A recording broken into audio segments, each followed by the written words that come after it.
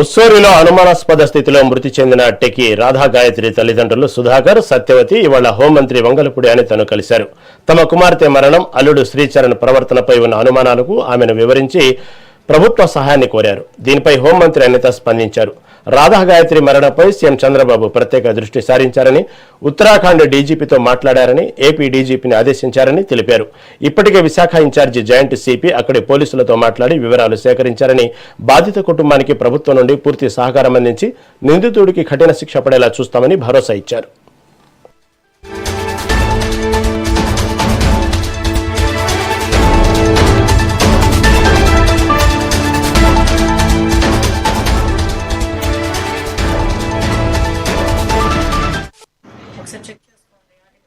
అక్కడ police department తో coordinate చేసుకోండి, వాళ్ళకి కావాల్సిన సపోర్ట్ అంతా ఇవ్వండి అని చాలా క్లియర్ గా చెప్పారు.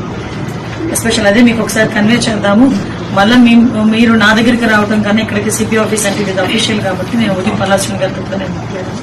మన పల్లాశ్రీ గారు కూడా నాకు ఫోన్ చేసిన తర్వాత వెంటనే నేను ప్రశాంతి వాళ్ళతో సిపి గారు అందరితోనే మాట్లాడాను.